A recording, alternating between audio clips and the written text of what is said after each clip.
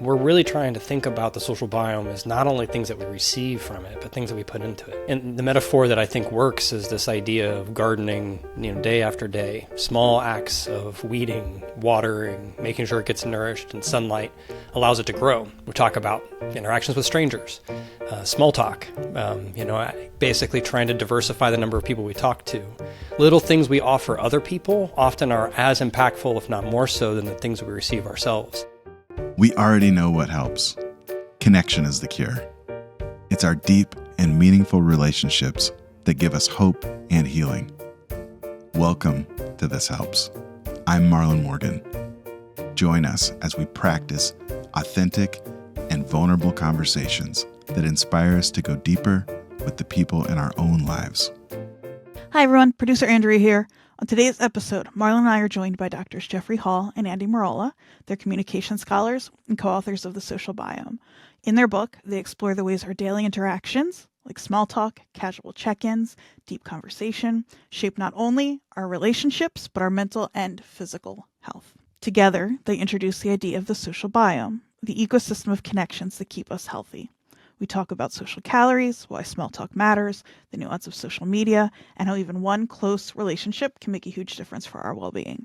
It's thoughtful, practical, and it might just change the way you think about your daily interactions. Just a reminder, if you love the show, you can rate and review us on Apple Podcasts. You can follow us on Instagram at This Helps Podcast. And if you want to ask Marlon a question, you can send that over to us at thishelpspodcast.com/ask. Enjoy the episode. Andy Merolla, Jeff Hall, welcome to This Helps. Thanks. It's good to be here. Great to be here. Thanks, Marlon. The book's incredible, The Social Biome. I shared with you earlier. I have pages of notes. When you have two scholarly researchers writing a book, there's always the danger of being so detail-oriented. But you made it easy, actually, because it's very conversational, and you made several relatable, I would say, analogies. The first one being social calories. What are social calories? Yeah, I really appreciate you asking. It's one of my favorite ideas that came out in this book. So I guess now about 30 years ago, these two researchers out of University of British Columbia came up with this idea that people regulate how they spend each one of their moments of their days, either in an interaction or out of interaction. And their concept from this was that depending on the amount of social calories you get from the interaction that you're in, the more that you feel completed, fulfilled. Your need to belong is met, and you feel more cared and understood in the interactions we have with one another. So this idea works so well because one of the main messages of the social biome is to try to get people to understand that just like our nutrition, just like our exercise, we need to think of our social behaviors as things that are nourishing to us. They're things that we can give to others and develop their own sense of connection to one another. So social calories starts with the idea that each one of our interaction has some sort of caloric intake that feeds our need to belong. I think the reason it resonated with me is because I love food. And the idea that it kind of, to me, made all social interaction. Well, first of all, it made me hungry, and second of all, it made all social interaction kind of give me the feeling of, oh, this is going to make me feel good. But it's not necessarily all created equal. I think there are interactions that maybe feel good, but don't give us the calories we need, kind of like food. How far can we take this analogy? Because I'm willing to talk about it for 90 minutes. Well, food, like connection, we assume is part of how we're built. We need it to grow and thrive and to continue to be full and complete people. So I think it works on a lot of levels. One of the projects that I did, and this was on the idea that there are 7 types of conversations that you can have, which are more nourishing. And they'd include stuff that you might guess, and that can be a deep, meaningful conversation. That can be showing care and affection for another person. But it can also be things like joking around. It can be catching up. So what's interesting is when we begin to broaden our definition of what's a really good caloric intake, we realize that there are opportunities to do that all the time. Joking around with somebody as you walk through the hallway together at work, catching up with a friend, just for 15 minutes, These little moments offer us a chance to feel nourished in our lives. Now, of course, a very rich, full meal, like maybe a hour and a half catch up with one of your closest friends, or I knew folks who talked to their sister every other weekend, and that really carries them into the next 2 weeks have passed. You can also think about the idea of a long-term caloric intake, so that you're actually having really, really rich, meaningful conversations that'll last you a long period of time. But those 15-minute ones can also play a big role. So I think you can really sort of think about the idea that there are a diversity of ways to get your caloric needs met. So it's not just one way. But you can also think of a lot of conversations which don't fulfill that need, that make you feel tired, make you feel worn out. One study found that the more time you spend at meetings at work, the more lonely you feel during the day. We have to cut that. I don't know if you both know this, but we run a company here, so that we have meetings all the time. Yeah. Okay, well, that's good to know. I'll cut that out. I want everyone thinking meetings are like the best form of. No, I'm just kidding. We'll leave it in. But that makes sense. So, and if you're willing to get negative, I love that. So let's start. Let's start there. And what are, other than work meetings, what are some other things that we should watch out for? Maybe that. Because now I'm trying to relate this to social calories, because I do not want to lose this analogy. Go ahead, Andrew. I've been thinking about that a lot. That it's like, it reminds me of how we've kind of shifted how we talk to kids about food. That it's not good and bad food anymore, and maybe meetings are your broccoli. And so it's a growing food. It's something you need. But then that joking around in the hallway is maybe it's candy, but like that can be good too, because that's more of like a food you eat that's more for like emotion or to celebrate or whatever, and that's fine. But then like you wouldn't tell a kid to eat broken glass. That's like you know what I mean? Like there's maybe some social interactions. Well, I'm just saying. I wasn't even thinking. No one was thinking that. Well, I'm thinking like there's some social interactions that you should absolutely avoid. So to say, it's not just that it's good and bad. Let's take up, though, a type of interaction, not so much meetings. We can pivot away from meetings. Okay. Let's think about conflict, and that's the kind of interaction that we have to think about at different timescales, because in the moment it's difficult, it's challenging, and it might be exactly what your relationship needs to both test it and to grow from. So it is complicated. The metaphor gets us to a good place in thinking about interaction, but it also is overly simplistic when anytime we're talking about something like, social interaction or communication, because both the goals and the timescales are very different for evaluating the outcomes.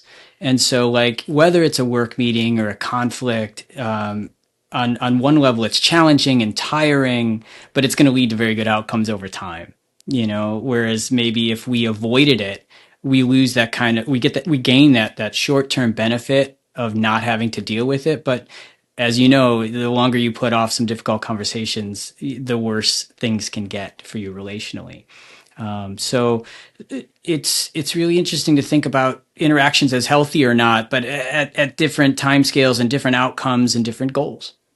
Well, maybe even if we rewind a little bit, and I think Jeff said something interesting earlier that I'm not sure everyone's going to agree with without some explanation, and that is we were sort of built to derive our meaning from our relationships, and that's one thing that makes us happy now, or content, or joyful, or gives us, well, I'll say it again, meaning. And I think we have read some of the books like The Good Life by Robert Waldinger, the longitudinal human development study at Harvard that shows us sort of the depth and breadth of our relationships do impact, our quality of life.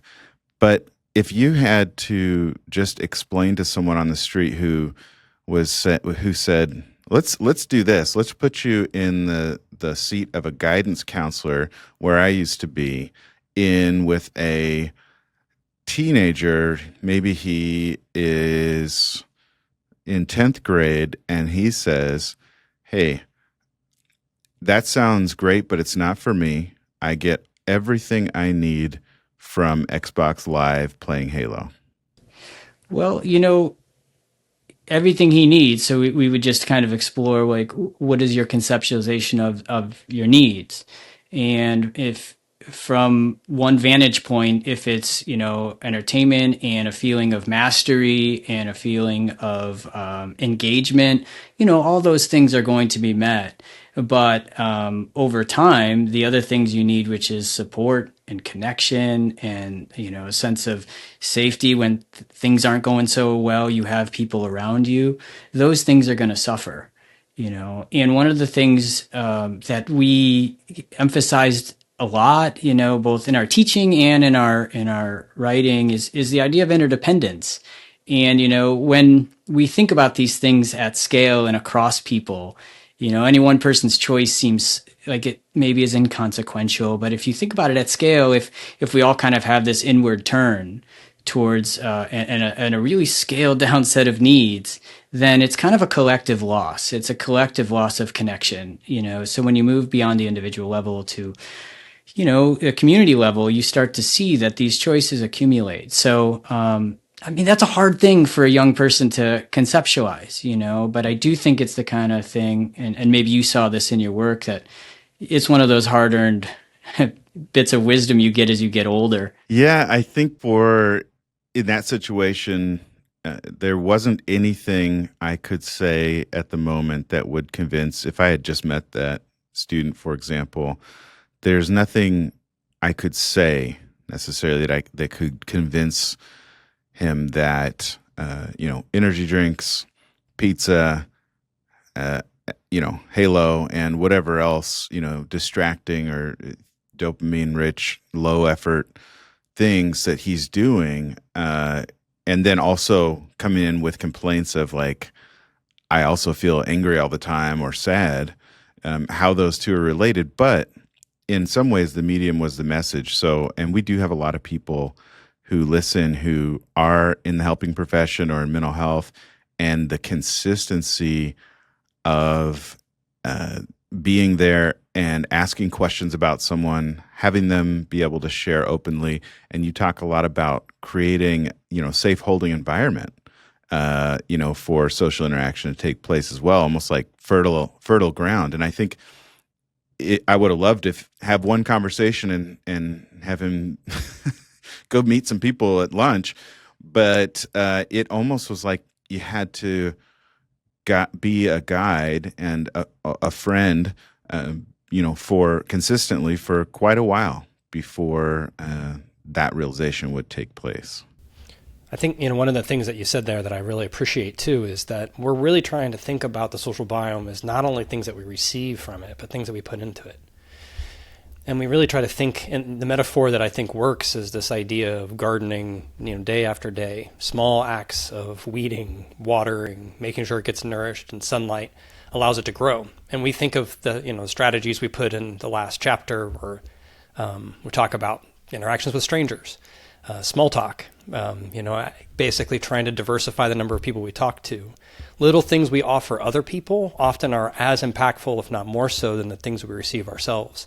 So to that, young person, in some ways, it's not just saying, yeah, I think everything Andy said is right. It's hard at that age and with that level of accomplishment that they're receiving from an environment which is high reward sort of competitive gameplay.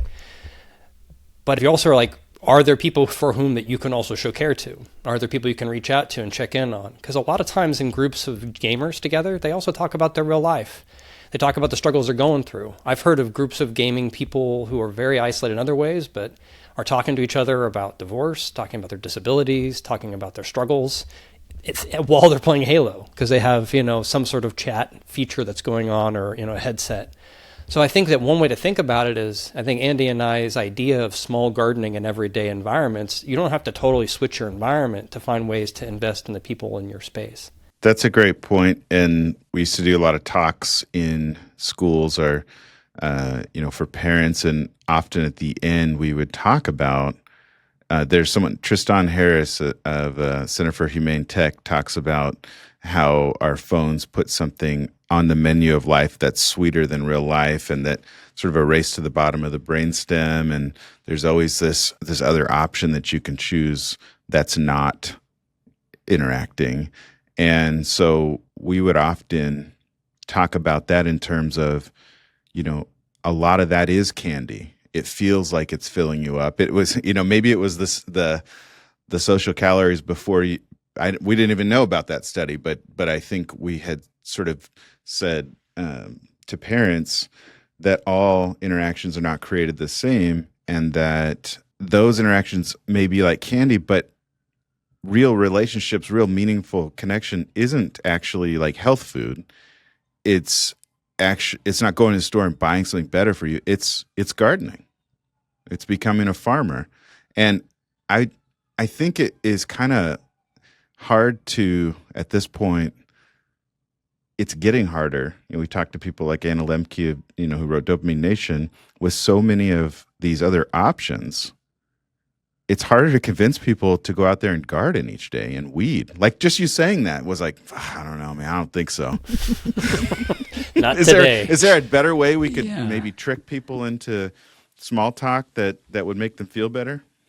Well, a couple of challenges right off the bat is not everybody's comfortable with it for legitimate reasons. And not everybody has like an environment that's welcoming, based on who they are and who they want to be and who they feel best as.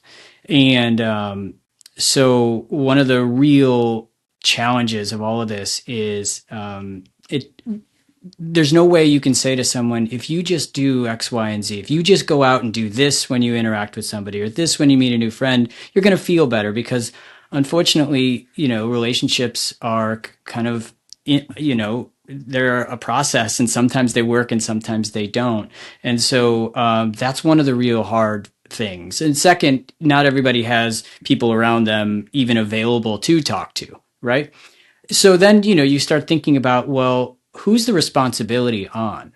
It is partly on the responsibility of, say, this teenager, right? Of course. But actually, the responsibility also has to be those around him who have more resources, more time, and just to keep trying, keep working with them, whether it's a guidance counselor, parents, friends, siblings, coaches, teachers.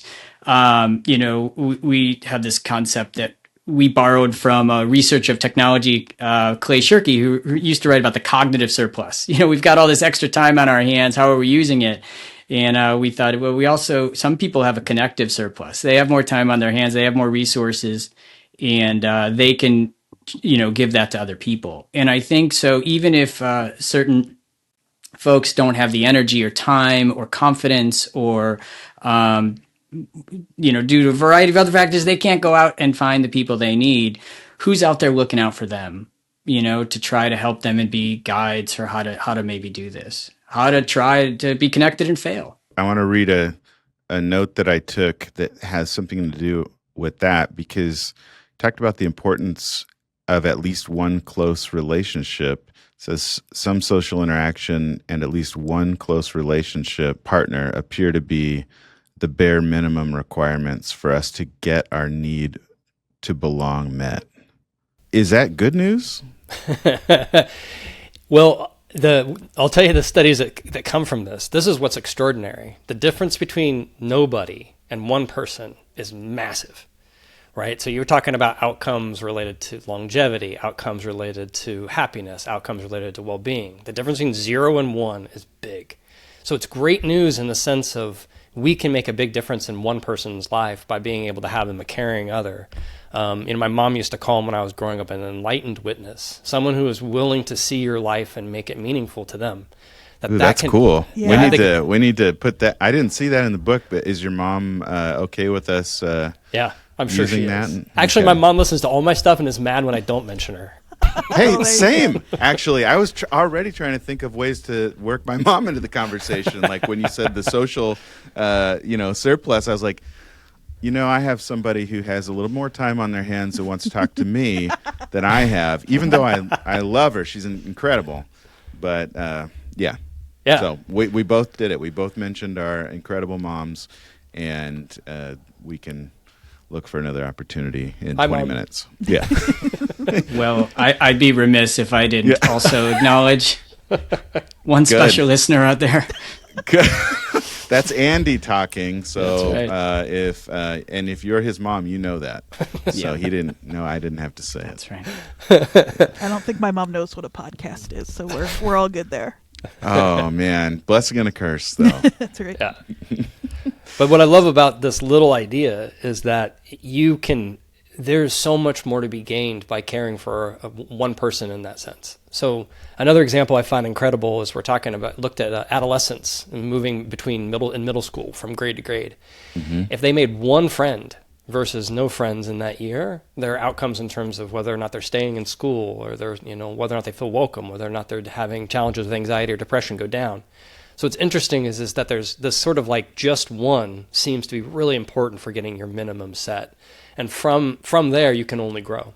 Do you think that one person is the difference between having hope and not having hope? Well, I love the idea of what you're getting at. The idea that hope is in some ways built upon connection and security and belief that we have others looking out for you. I don't think it can come from one person though. I think it has to come from a variety of factors as you need educational support and you need like other kinds of, supports that are provided from institutions and things like that. But in terms of relationships, you probably need different types of relationships, so if everything is built on one person, although that can lead to a beautiful relationship and give you a lot of and hope, it's also without that kind of diversity of connections, you might be putting a lot of responsibility on that one person, and kind of like expecting a lot from that one person, of course. And no one can give another person everything. Now, that differs based on like young people versus older people. Young people are naturally more dependent on older people as they grow up and things like that. But ideally, people have a range of folks they can turn to at different levels of closeness, right? They do have like a close partner, for instance, or a really good friend. And then they have people who are acquaintances, people who are network members, people they can turn to in a pinch. I think that gives you the best chance to have a kind of a well-functioning social system. That's a great point. I think also early on, having a clinical practice, when couples would come in, sometimes when they wanted to make their relationship better, the first thing I would say is, well, how much time are you spending apart? Do you have anyone else, or are you relying on this person to be everything for you? And if so, seems like a lot of pressure. Yeah, there's very good reason to believe that couples actually do better when both members have friends, that they spend time with their friends. Yeah. And so encouraging your partner to have friends is, A+. Right. Yeah, that makes sense. I think with how busy everything is and, people start to lose touch or, your kids get involved or you sign up, God forbid you sign up for some traveling sports team and then you're like totally isolated from all these tasks.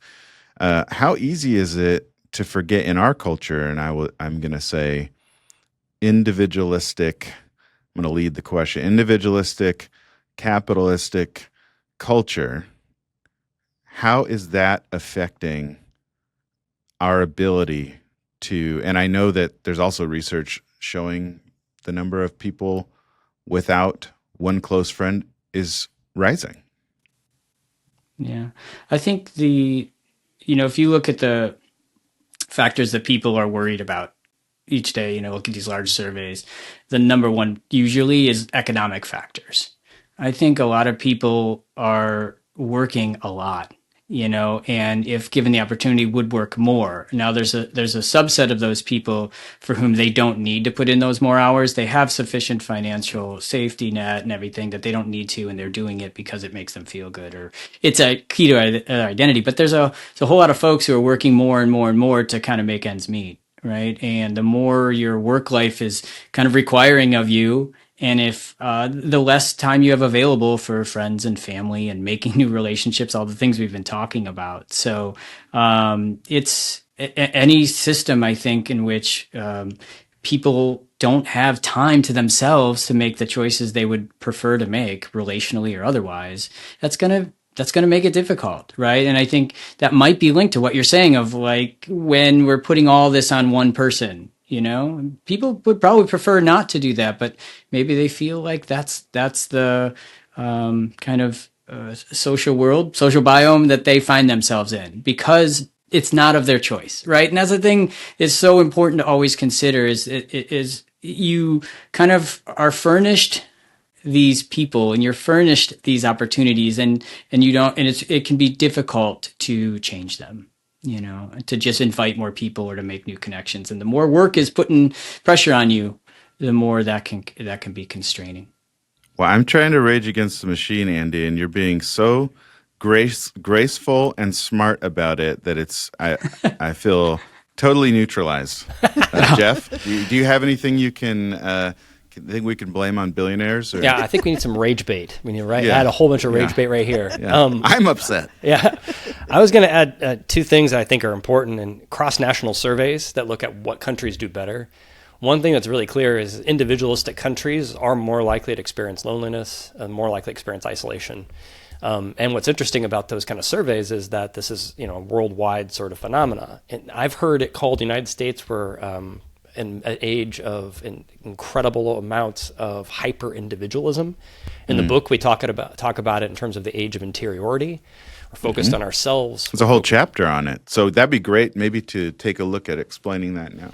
Yeah. So the age of interiority idea is that we are in a cultural moment, partly because of response against economic and social changes, which have led people to be more isolated, have fewer relationships, but also more time alone and less time in conversation with one another, as we're also rationalizing it and we're seeking it out.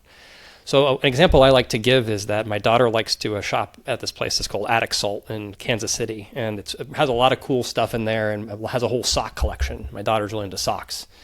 And one of the socks is friends don't make This friends. is cute, by the way. How like is she in 11. ninth grade? Okay. Yeah, Oh, 11. okay. I have a 12-year-old. He's into socks too, so I don't know if it's a thing, but Yeah. great. Okay, go ahead. So she just turned 12, but when I saw this, it was a year ago when she was 11, and the sock said, "Friends don't make friends go out."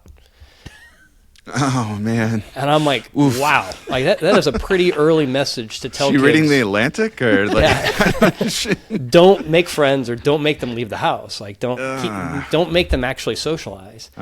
But we saw this during the pandemic. I remember there were stories about how introversion is having a moment, or it's people are celebrating their introversion.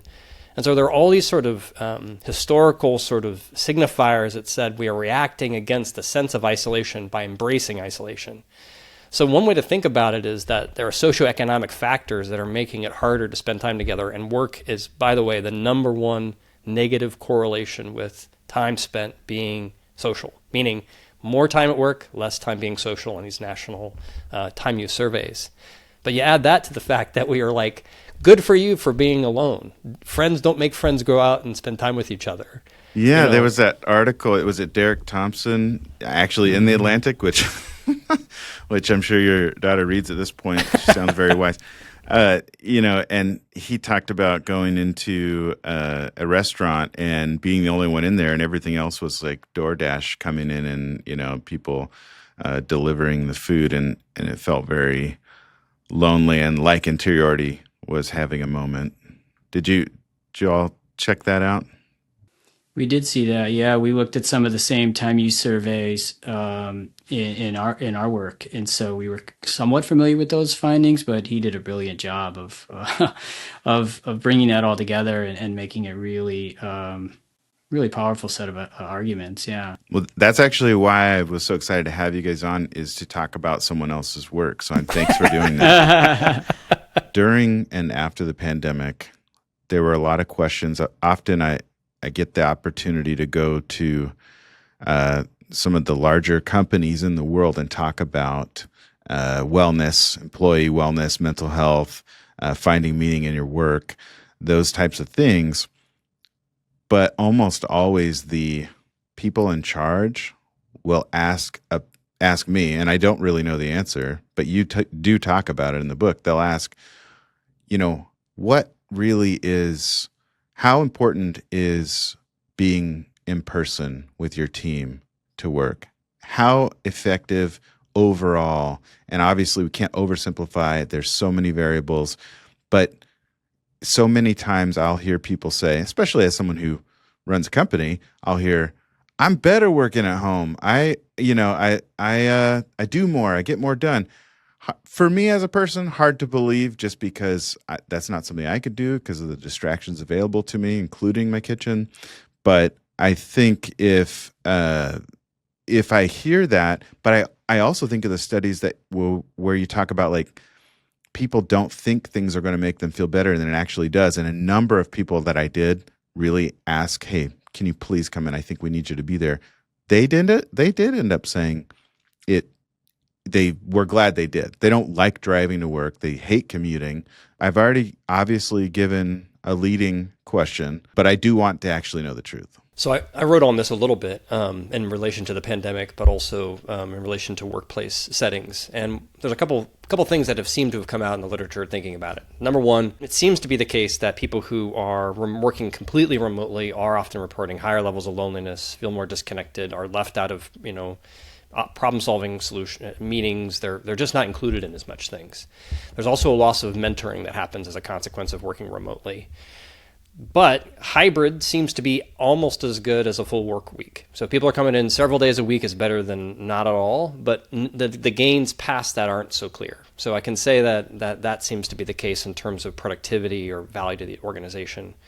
When it comes to like value to the relationships, though, which is really where Andy and I's strengths are, it really is hard to have Zoom meetings or any kinds of meetings that allow for the kinds of small check-in conversations, the chit-chat, what used to be called water cooler talk. However, I don't know places that have water coolers anymore.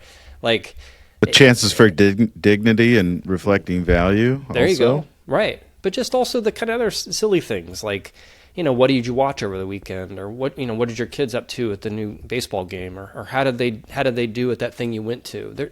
You don't do that in a Zoom call, and you don't do that on email. So the question is, where would you do it if it weren't face to face?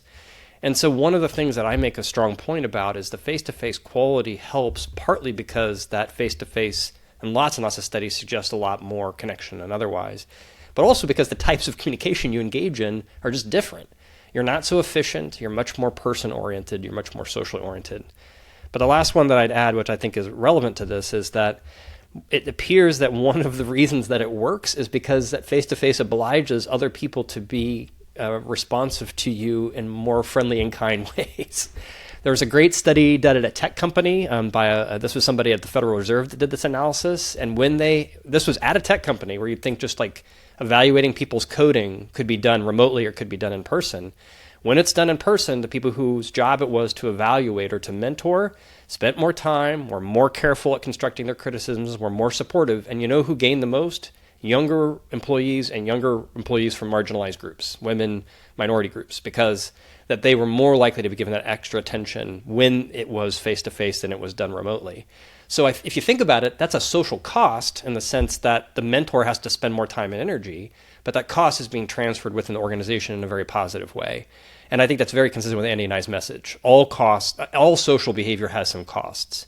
Opportunity cost, energy costs, frustrations, but many of them are absolutely worth doing. That reminds me of Mel Durkheim's quote, "We're moral beings to the extent we're social beings." I think about how when there's a human connected with the data, it just helps us be human. It's a great observation. I want to, although, come back to something you mentioned about raging against the machine and how diplomatic I was. Right. But I would argue that some of the things I'm saying are systemic. Like the fact that people are under such financial precarity is due to the lack of social safety net, is due to the fact that they can't find a single job to support ends meet, but they have multiple, and or they have to move around to find jobs, right? And so they kind of become unmoored from whatever social network they might have spent all this time developing, and then they have to move and do a new one, right? And create a new one. So the antecedents of whatever this sense of pressing urge to spend time alone or spend time working, it is a systemic thing, and it's tied to the kind of economic system many of us have found ourselves in, that we're all kind of in. It's just some people, it's very uneven. All of these things are very uneven. And I think that's one of the frustrating things for a lot of people. And so I see some, reason for that what you're saying, the frustration, it's palpable. Yeah, to reinforce what Andy's getting at, we did spend, an entire chapter thinking about these ideas that there are structural issues that create isolation. There are issues around prejudice, there are issues around racism, there are issues that have to do with economic precarity. And the time use surveys, the loneliness data, what's incredible is some of the predictors of being isolated are also things like not having a job, being unemployed, having chronic illness, being a person who has to take care of a person who is chronically ill themselves, right? You're a caretaker. And all of those things that Andy brings up, and that's a chapter that Andy really shines in the way that he wrote, was thinking about this idea that these are circumstances that are far beyond the individual. So to make the individual responsible for them is really only a partial solution. So it's both. Whatever, and there's opportunities involved that not everyone has. Right. To reach that level of, and I love economic precarity. Is that what you guys are calling being poor? Social scientists have a way of taking clearer ideas and making them a little bit less clear. Yeah, I'm not having you on here to. These aren't. I'm not trying to throw you hard balls. I'm just trying to make sure that everyone is understanding the. I mean, it's horrible. To not have your needs met. And actually, I kept thinking about Maslow reading your book, and how and where do certain types of communication, maybe you've already thought of this, and if you have, this will be easier to answer probably, but how and where do certain types of communication fall on Maslow's hierarchy? And again, for everyone who maybe didn't take Intro to Psych, Abraham Maslow developed a hierarchy of needs that we need as human beings, kind of starting with some very basic things like food, water, and safety, and ending with something he called self-actualization and sort of becoming everything you can be as a human. Yeah. What kind of pervades, is the kind of basic answer, but, so let's take something like social connection, right? A form of interaction, but also an emotion and a perception, things like that. But it is right up there, in terms of the most basic needs, is having connection to others. Of course, we know that with like infants and things like that. But as we grow older, there's very few individuals who could, unless the situation is perfectly designed, who could live in complete isolation and thrive, right? And this really you could. I mean, there's. To fully interrupt you, there's nobody like a baby or an infant who could have ever survived without that, right? Yeah, 100%. I mean, that sense of attachment grows early on, but just from a very instrumental perspective, you need to get your needs met by caregivers, right? But there's instances of adults, who've lived as, completely separate from society and, who've lived largely on their own. And that's partly because they didn't feel like they fit in. And there's a whole host of reasons for that. But on average, the typical person isn't going to thrive outside the love and support of other people. So early on, in terms of and all these needs are linked, right? So as you get your most basic needs for food, shelter, and physical safety met, and you build a sense of connection, well, it's that sense of connection and all those additional things that allow you to kind of move towards self-actualization. So it's not like you can kind of hold off on connection and interacting with others until you get to those higher components of the hierarchy. It's all interwoven. Would it be safe to say that deep, meaningful relationships are, in some ways, self-actualization? Like our ability to have those? One way we can think about it is people who talk about what's called eudaimonic well-being. So you can think of a life satisfaction. I'm pleased with accomplishments I've made, or my life is near perfect. Happiness. And Jeff, can you explain eudaimonic well-being? And I think there's some root words there that might help people catch up with you. Well, let me take it 2 steps back. One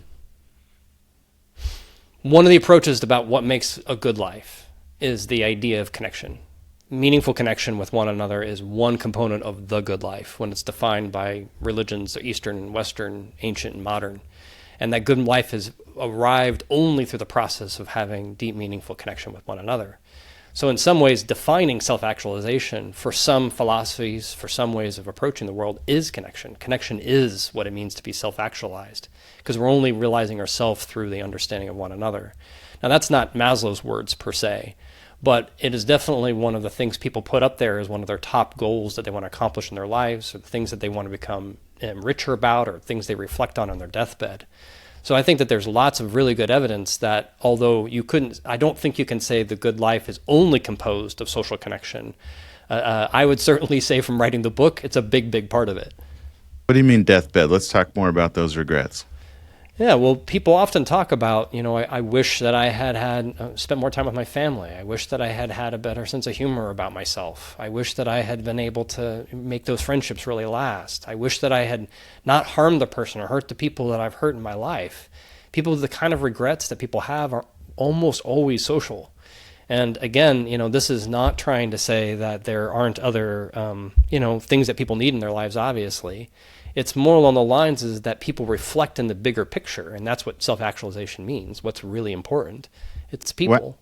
Why is it so hard I'm going to use myself as an example, someone who cares about this and knows about it, but if you find me on any given day, you might find me looking for the ultimate brand of something on Amazon that really doesn't matter at all. And just some real inconsequential BS, but yet it feels important. What's going on there? Can I give that a shot for Andy? I can be snarky? Yeah, go for it. Jeff's the snarky one. I love this. I love this combo. This is a good cop, bad cop situation.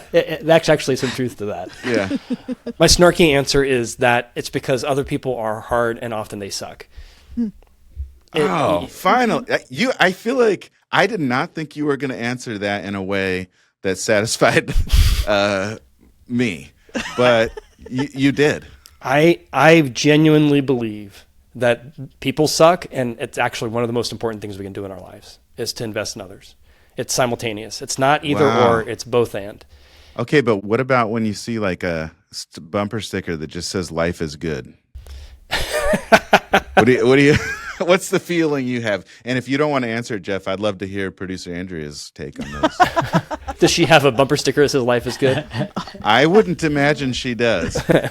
No, I'm I definitely drawn more toward the darker part of the darker part. I think I think the thing is it's tricky about these kind of things is Andy said it earlier, you can't make people want to be your friend. You can't make them love you. You can't make them be kind to you. And the best we can do is try to act in a way which it engenders that from others and invest in others.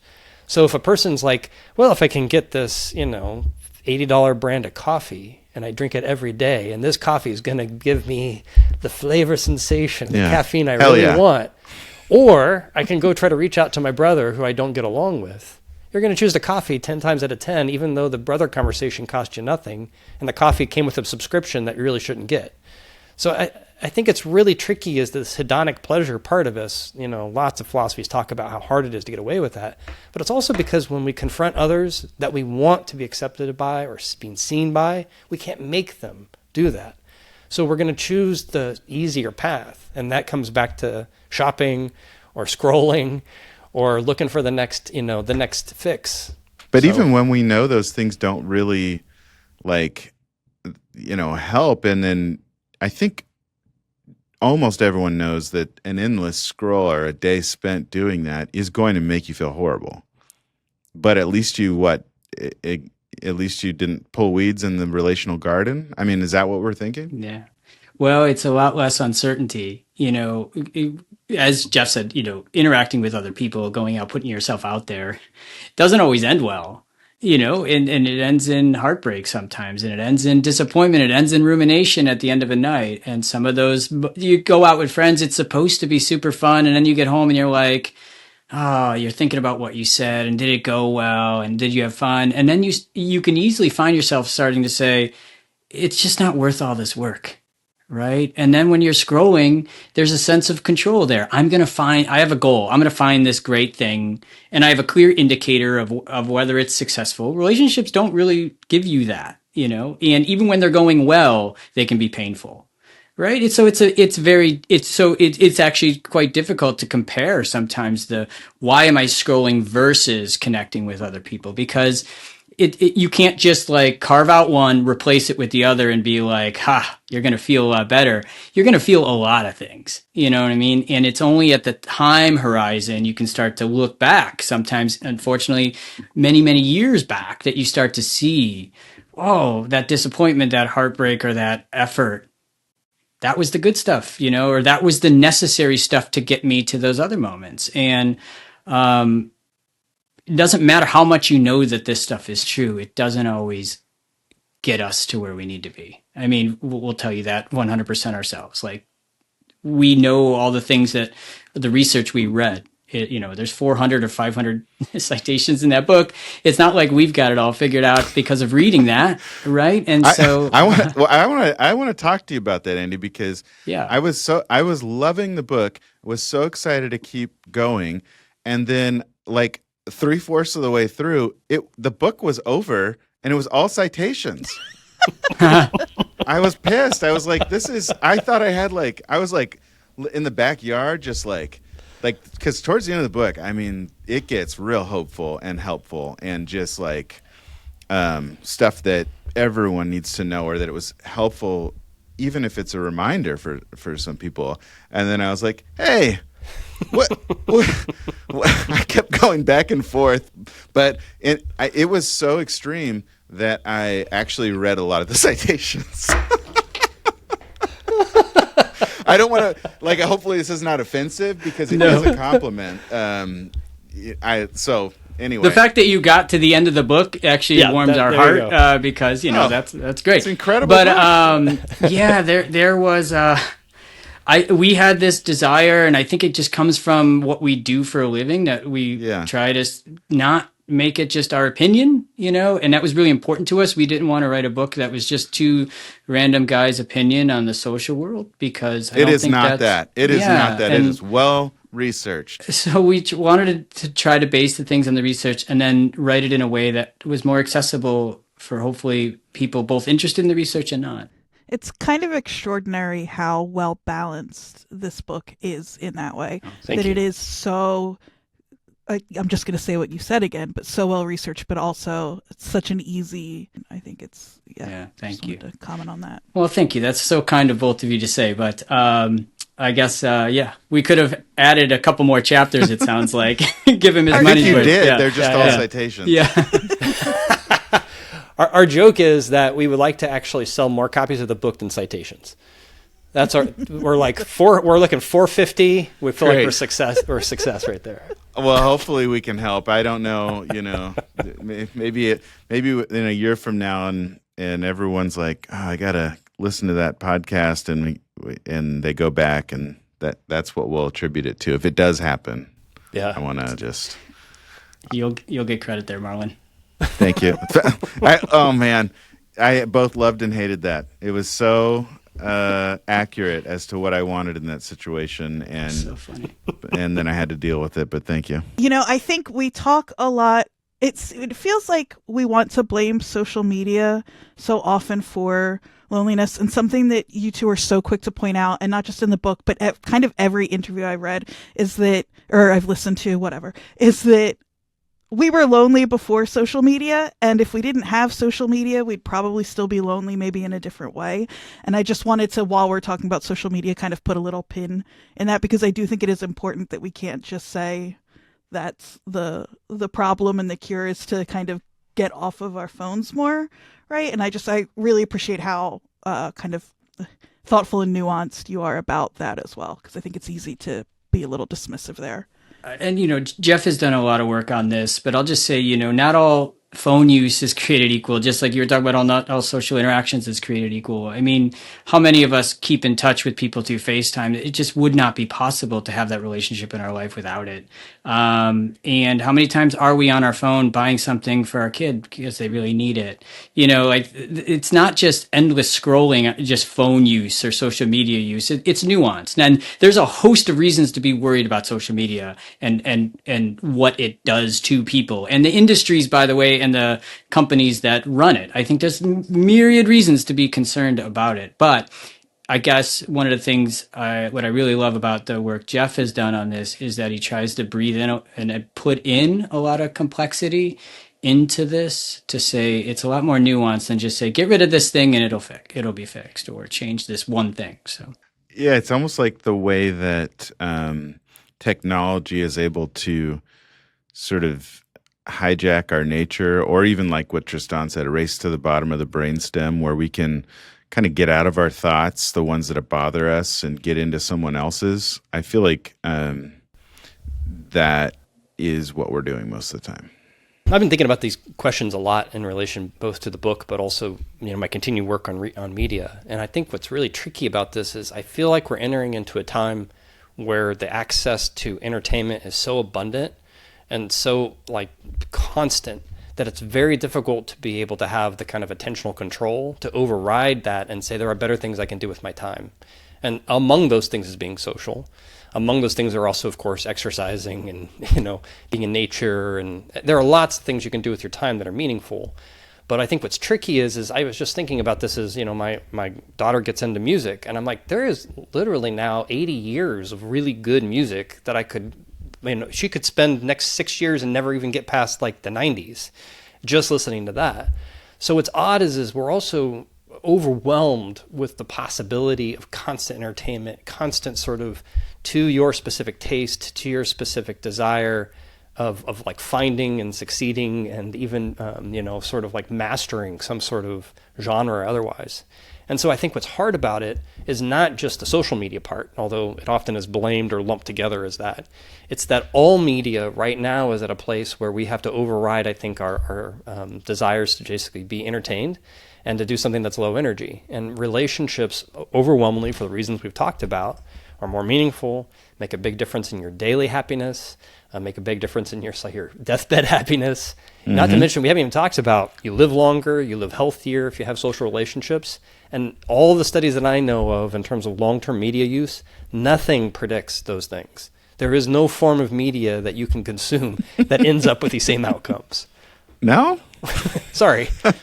Yeah, and you do point out, I think there's so much evidence that loneliness is horrible for your health, and there's the 15 cigarettes a day or the 7 drinks a day. It kind of shortens your lifespan in general.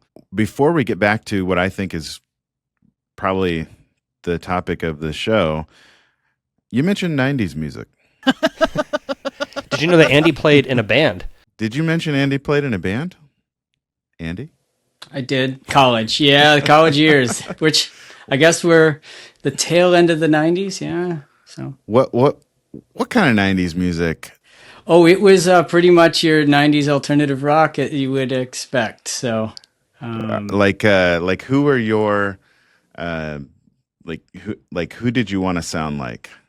Like Lifehouse or what's? I hope you nailed it in one. I hope it was Lifehouse. Yeah, I don't know.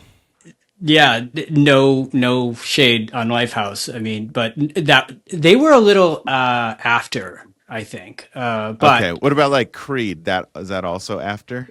That was probably a bit too arena rock for our tastes, but yeah, we were just a local rock band and played around. And if any people or aspiring musicians listening to this, one piece of advice I will give is always find a group of musicians who are a lot better than you and and that was the thing. I got to play with these amazing musicians and we played so what, like Gin Blossoms, Blind Melon? What are we? Yeah, right. Yeah, totally skirting it. He's doing his best to he doesn't want to waste any of these incredible life-changing ideas, but I will tell you, I do love '90s music, 100%. And I will talk to you, Marlon. We'll have our own podcast called Okay. '90s Music with Marlon and Andy. I'm ready.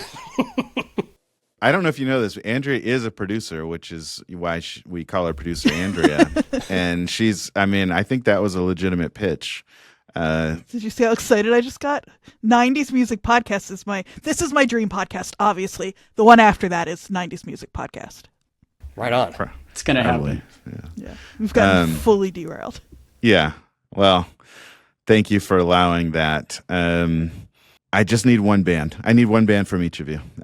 If you're open to it, before we move on. The answer is Radiohead. Radiohead is the correct answer to that question. Radiohead? Radiohead is the correct answer. All their answers are less answers than that answer. Okay, thank you. Thank you, Jeff.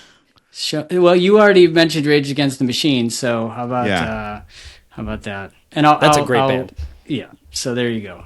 We've got our bases covered. Thank you both.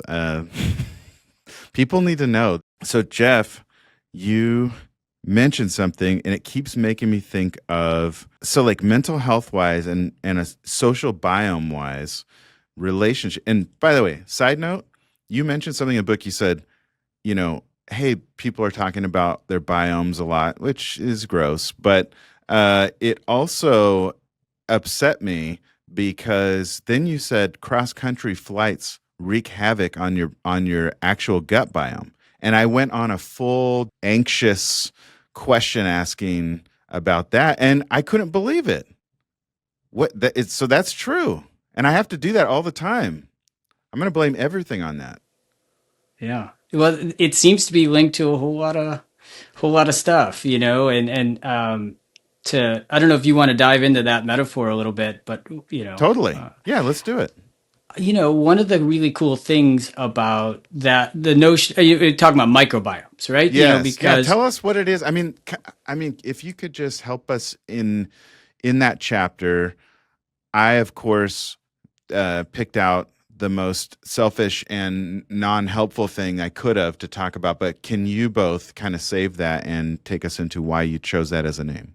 Yeah. So this is it's been something over the last decade. More and more people outside of just researchers are talking about this idea that our gut health and the composition of our guts, but also the things that are in and around our bodies, right, from birth onwards, shape our health.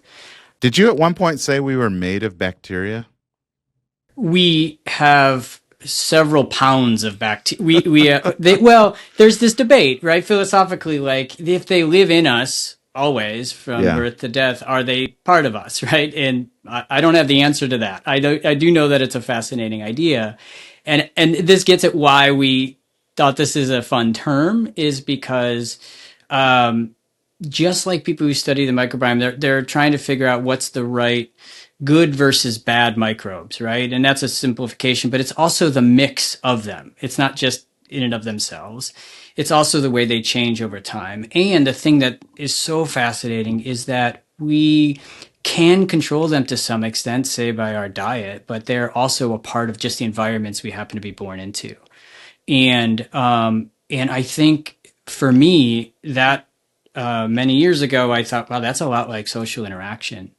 There are going to be person specific and also across people, positive and negative interactions, but it's the mix, right? And we don't get to always choose them. They are furnished to us. They are thrust upon us, both the interactions themselves and the environments. And so I thought, oh, that's really interesting, right? Is that you have all of these things seem to be true of the microbiome, seem to be true of our social world too. And the last thing I'll mention is that there is it's kind of funny in a way that we took something that most people think they understand or have a good sense of communication, and we used a metaphor that's actually really complex and something people don't necessarily understand. And then we had to unpack the metaphor to kind of talk about how it's like communication. And it is interesting to do that. But in doing that, we hope that the kind of work helps people see communication actually as a lot more complex and nuanced. And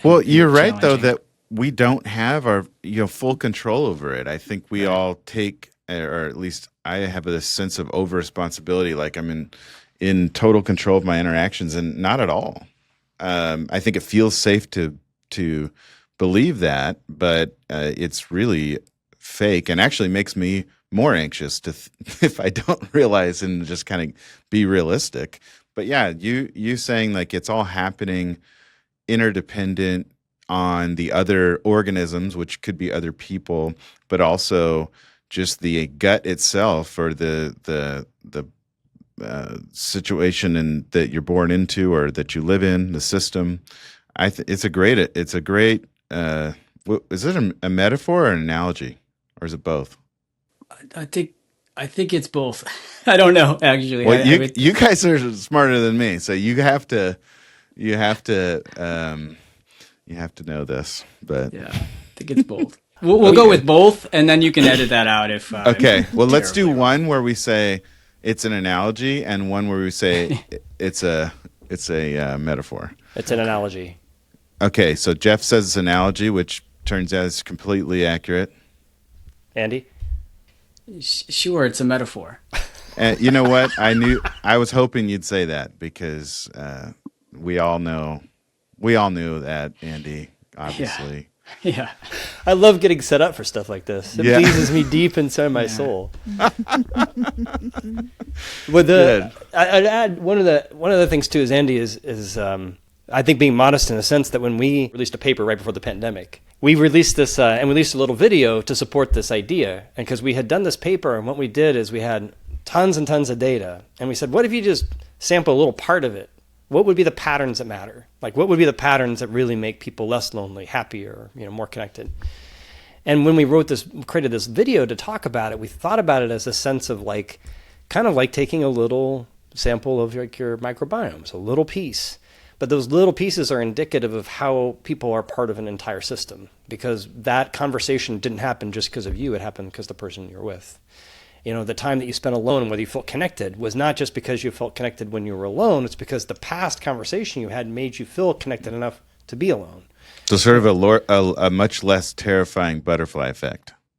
Yeah, right. In a sense, right? I mean, that's why people write about things like social infrastructure. How much of who you interact with is the design of the space you're in, or the fact that there's a public park available, or the structure of even, do you drop your kid off at school out of the car, or do you walk them in and interact with other parents, right? These little things are not of our control, but they could change the nature of our interaction that day in small ways, but also over time in pretty consequential ones.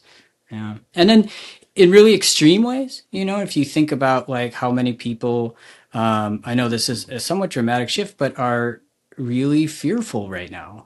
I mean, there's entire parts of our public, for legitimate reason, do not want to go out, right? Because that's the only way they're going to stay safe. And when you start to think about this, wow, these systems can shape how we interact and who we interact with, and whether we have the requisite safety to even if we are motivated to connect, we can't always. And these ideas just got us.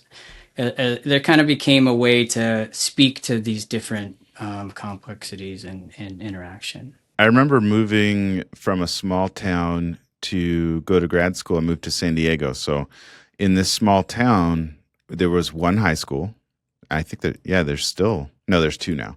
But everyone knew each other. You couldn't go anywhere. You couldn't even go to the town next door without seeing somebody you knew. Everyone kind of knew, at least the general story of your life. Not everyone, but enough where, like I said, multiple times during any errand or outing, you're going to see somebody. And then I moved to San Diego, and I got kind of depressed right away, because I was like, hey, this place is supposed to be, first of all, it's supposed to be not depressing. It's supposed to be sunny and happy and like tourists. But I think because of tourism, because of sort of the military population that comes and goes, and the transient nature of college, there's so many colleges here, and it being a big city where you can trust people less because they're just, you don't know where people are from or what they will do. No one even, I got here and no one smiled at each other, and it was so, they wouldn't even look up.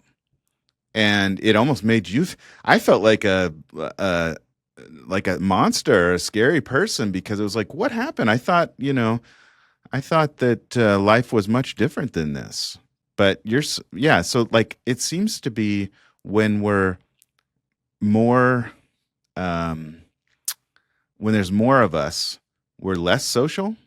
Like more of us in one place, like a big city, like New York. I mean, no offense, New York, but if you can't even, if there's literally a sign that says no stopping, on the sidewalk, it's not a great environment for sociability. Yeah. Yeah, it wouldn't work if everybody was stopping to have a long chat, as they're walking down the street. So in some ways, it's just about like the necessities of those environments, but they have consequences, like you said, and you notice them a lot when you're new to an environment and try to figure all that out and just try to recreate a whole new social network and understand the expectations of this new system on your social interaction. Yeah, those life changes are so massive because they change the nature of our social relationships. So a lot of the people who write about life transitions often talk about like whether it's a good transition or a bad one. And the fascinating thing is even the good ones, like a new job or moving to a new place or being in a new relationship. And there's always other consequences that are really challenging, whether it's a shrinking of your social network or changing or not having enough time for different people. And, these are the complexities of life, and social interaction plays a big part of it, and sometimes in ways we don't expect. One of the ways to really make the social biome concept really sort of land with people is, I say, if you think about the idea that when you take an antibiotic in order to treat something, you destroy your gut microbiome. Well, that's a good thing, right? You're taking something in order to make sure that you're better. If you get married, if you have a child, if you move to a new place, if you start or finish college, those also destroy your social biome. Those are good things. So all those good things that happen in your life also destroy your social biome. So some of the more amazing things is that people who have children, brand new children, babies, feel really lonely. People who get married are often really, really happy in that relationship, but there are studies that find that the amount of time they spend with their friends plummet. When you move to a new place, you got to reestablish a new set of social routines. All those people who were part of your day-to-day life, person at your coffee shop, person at your place of worship, people that you worked out with, they all have to be replaced. So what I think is so fascinating about thinking about this idea that when you do something even that's healthy for you or exciting for you, that changes your entire social environment, that it also destroys your social biome, it's really been a powerful way to think about how important those daily interactions are to your health. That's a great point. I think growing up as kind of a little bit jaded after that experience, but then like wanting to go further in a career, caring about things, moving quickly, becoming part of that, I guess rat race. I would get annoyed. I worked on school campuses, and there's a lot of like very predictable small talk. It's not just schools; it's just anywhere you work. And I love teachers. I love schools. My wife's a teacher. However, one thing I didn't love is every time in the winter, every small talk was about going home and having wine. And every time or chocolate, which great, but like we don't need to talk about it. It's not the only thing. And then every conversation in an elevator or anywhere else when summer was about to be there was margaritas. This is just a bit that I'm doing. I want you to react to it. I don't know. Are those people? I mean, you've studied it. Are those people happier than Marlon because they're having that small talk in the elevator? Oh, I think that's why I didn't like it. Thank you, Andrea. That's why I didn't like it, because they were happier. I didn't get that. Oh, okay, that makes sense. Yeah. I get it now. I get it now. Yeah, okay. I'm so that's what I would be like. This isn't doing anything for me, and I'd be like mad it was happening, and then they would go do it with someone else, and it just seemed like they were loving life. Andy actually does a lecture, if I recall. Don't you? You could have sworn you told me this, that you do a lecture on why talking about the weather is not nearly as bad as everyone think it is. No, I got interviewed for a story about it. Yeah. I mean, the takeaway is just like separating the topic from like what it can do for us, the conversation might be about, say, the weather or hanging out that night or whatever, but the conversation is doing a lot of other stuff. So, we'll come back to your example. I think it's really important about like hearing people talk about being social and then feeling left out. That's a really important idea. But this idea about separating the topic from the interaction, like you couldn't talk about something as simple as the weather and think like, oh, what a waste of conversation, what an uninteresting topic. But it's like, no, the fact that you're interacting suggests to the person that we have a relationship to one another. We speak to one another, we interact. Yes, we're talking about something rather mundane and uninteresting, but we're the kind of people who can be totally cool just talking about uninteresting things. But I also know that we have a relationship with one another, right? And so maybe that's the on-ramp. You're willing to show that person, reflect that person's value back to them, and it's even cooler that it's not based on something you're interested in. On another unrelated point to make you suffer through these bits, that is the weather, for example. As one enters their 40s into their 50s, I used to think it was ridiculous to talk about the weather. So annoyed. Honestly, I could not care more now. I love talking about like the weather. Like in San Diego, it's usually the same, and I love talking even about that. Like, how good is this weather? Yeah. If you ever have any research as to why, maybe it's because I want to be comfortable or because I'm getting older, but I actually want to make a pro weather statement, and I do think we should talk about it.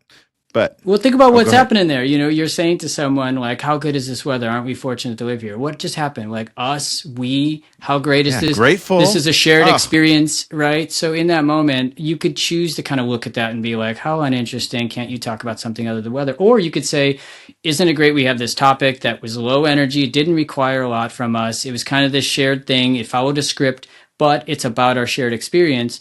Now, if that's the only thing you ever talked about, maybe that's less interesting. But there's also people in our lives who like kind of like a low level interaction. That's great. But it could be the kind of thing where you meet somebody for the first time and it's kind of nice to have these scripts that we can chat about the weather for a while. And as we get more comfortable, we can talk about other things. So, also you can have like a really deep conversation about the weather, right? And one of the interesting things about that story that was written was they were talking about like, does the fact of issues like climate change how people talk about the weather, right? And change how people are comfortable talking to certain folks. And you have to act like it's normal for someone who doesn't believe in climate change. It's like, isn't uncharacteristically hot today for no reason, right? Right. Which you would hope that people wouldn't have that feeling, but sometimes following that conversational script in whatever way is that on-ramp into like a deeper conversation. Yeah, love that. I love that. I think part of it too is the move back to San Diego in the Bay Area. It's a total bummer to be like, hey, fog's still here. It's 4 p.m. hasn't gone away. Like if someone brings that up, I'm like, get out of here. But San Diego, anytime, you just like, hey, check out this weather. We live here. It's pretty great. So anti-East Coast of you right now. I just could not relate the littlest bit. Well, I cannot be more nervous about that because I'm afraid of people who live on the East Coast. Good. We prefer that. This is the most positive I've ever felt about small talk in my entire life. And Marlon has already outed me as a sort of pessimistic, deeply, I think, introverted person. And I am somebody who can spend a lot of time alone before I even realize that I've done that. So for someone like me who it's not necessarily that like I feel like I'm suffering, but I know that it is good for me and I should get out there. Can people like me who are kind of allergic to small talk and that kind of thing is like, just fake it till you make it? Like, does it work? Should I just start going out and try bringing up the weather? What do we do? Yeah, that's a great question. So a couple things. Like one of the suggestions we offer at the end of the book is that talking to strangers is way undervalued. We imagine that strangers will think we're boring. We think that our strangers won't think that they want to talk to us or the conversation won't go well. And study after study, experimental designs on the tube in London and Chicago and taxi drivers in, I want to say it was done in Turkey. All these studies have found the same thing, which is that people way overestimate how much other people won't like it and way underestimate it how much they won't like it when they do it. So small talk, and with strangers particularly, as Andy pointed out, is a sense of you belong here and we're here together and we're going to share this for this moment. And it lasts 5 minutes. Real short, no big deal, right? The other thing I'd say is in terms of just having chats with people around you, a lot of it is just acknowledging something that I think is fundamental, a sense of dignity for the job that a person has. Mm-hmm. So I love this idea that we weave into the book in several different places, but I'll do things like, when I'm getting out my groceries checkout and someone's bagging, like I'll have conversations about bagging protocol. Like, how do people manage this? And you just need to be doing this way. And how does that work? Because I'm like, this is a boring job. And people mainly are looking at the person like they're a jerk because they put the vegetables on the cereal and they're mad about it. But I'm going to be like, so how does this thing work for you? How is this experience for you? Because I'm trying to say you are valued in my experience going to the grocery store line right now. And if you, Andrea, said, I'm just going to have a quick chat and say, thanks, I appreciate it. Or, I've even done silly things like, been like, you're the best bagger I've ever seen. Because I'm just like, there's no reason to restrain a sense of appreciation for the people around us simply because we think it's, not cool. But it makes it so much easier to think of it as, and you two both keep doing this, as presenting why it's important for the other person more so than why it's beneficial for me. I'm less interested in how it's benefiting me in that case, and I think that is more motivating. I love that so much. I was going to speculate that Marlon's comment is not because that people get older, they actually, are more interested in talking the weather per se. I think as people get older, they become less focused only on their own, how other people perceive them. They feel more comfortable being themselves. And so if they're going to be a geek about the weather or a geek about gardening or bagging, I guess is my thing, then you can just be that person. And most of the time, in most circumstances, people will be like, well, that's nice.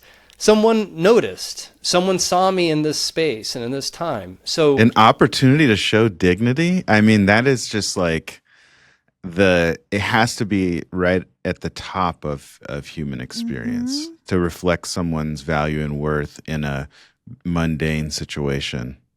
Yeah. How cool would life be if we could just take this on as an idea? Actually, and I would venture to possibly answer Andrea's question with this book I read. There's a quote in it called it's the Social Biome. The quote is, "Time spent socializing, particularly face-to-face, on average, is more rewarding, enjoyable, and connecting than nearly any activity we can engage." Does that mean, and Jeff, you wrote a book before this, which is academic as well, but really awesome and enlightening, called Relating Through Technology. And what did you find? I mean, because what I want to do is I want to be justified in being a curmudgeon about you should talk to people face to face because it's not as good if you don't. So we talk about it as like the ladder of connection. So again, nothing compared to a text message is better. And there's a great study that was done where you sent a message, hey, thinking of you. That's actually received by the other person really positively. Yeah, I love that. I want that right now. Yeah. And I actually have people do this when I give a talk. I'm like, I want everyone to take out their phone. I want to just send a message to a friend, say, appreciate you, care about you, thinking of you. And you should see them light up.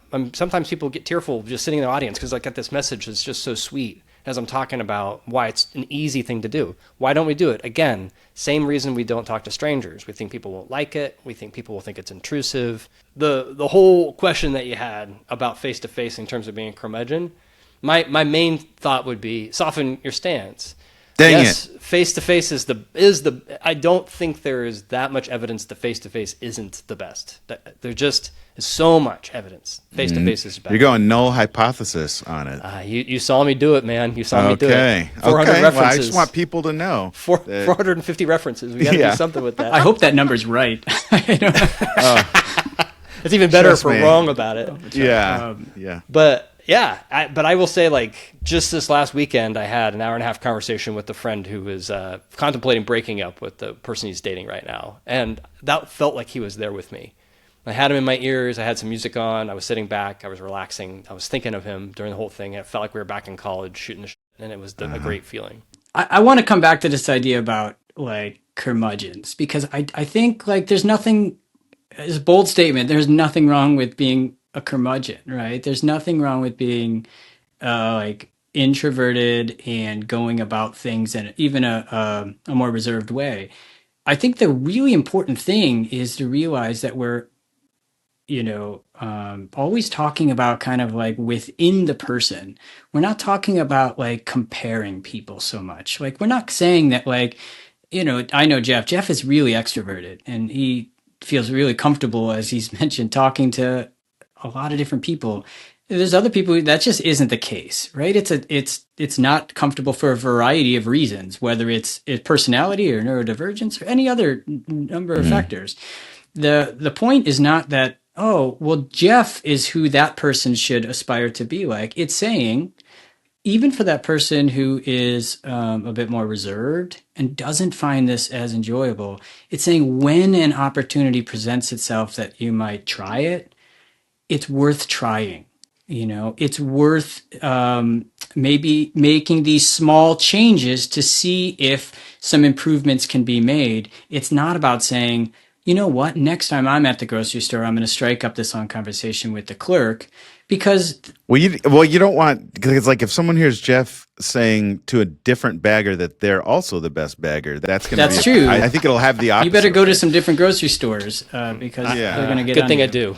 And then the second big thing is that, there's different ways to evaluate how positive something was. And there's a chance that the person receiving Jeff's compliment is rolling their eyes or feeling kind of like, I wish this guy wouldn't talk to me. I'm just trying to do my job. So does that mean that Jeff did the right thing or the wrong thing? Well, I would say we have to like separate out like what the interaction was and what you perceive the outcome was. Just if you feel like maybe that person didn't seem to enjoy that as much as I want, and as long as you were being generally respectful, you could say, yeah, I was just being mean. That's okay. Maybe that's what they needed, though, even if they hated it. It could be, but the key thing is that if you say hi to somebody or just, hey, how you doing while you're waiting in line at the store, and the other person doesn't want to engage, I think the incorrect way to take that is like, I should never do that. I should just keep to myself. It's saying that like I thought I was an idiot in there, right? Like that kind of self-talk.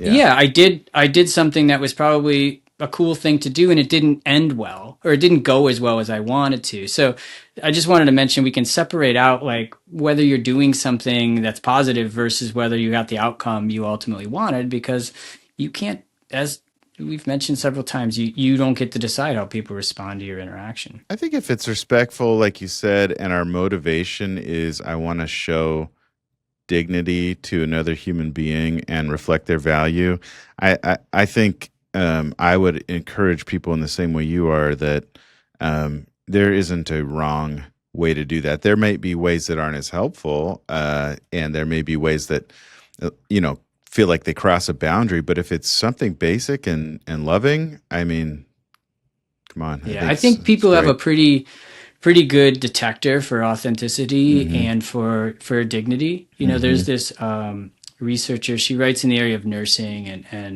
and various types of like patient care, and she writes about like, rather than calling them social interactions, what if we call them dignity encounters, where every time you're interacting with somebody, dignity is on the line, and that is beyond just the words said. It's a feeling. It's a sense for, does this person appreciate who I am as a human and respect me, and I think when you think about that, you realize that whether I'm talking to the clerk or I'm talking to somebody in line or I'm talking to somebody I work with, am I doing, what I can and what I have within me to kind of like honor them and their dignity? Then I think that's separate from the topic as we were talking about. And I really like that idea. One time when I was trying to get better at public speaking, I read a book I think it was he runs TED Talks. One thing he said in the book that helped me get over that feeling of like they're going to think I'm dumb, or the shame kind of element of putting yourself out there, was make it, and really mean this, make it about how important the message is, not how important you are, not how important it is that the person likes you. But if you're putting something good out into the world, and that actually probably was the most helpful thing I ever learned about interacting with people, especially with public speaking, where it's often one way and it's kind of scary, is just like, well, even if I had a bad day or said something that wasn't that insightful or smart, at least the message of human dignity, showing love to other people, deepening relationships, at least that is something that we're getting out there.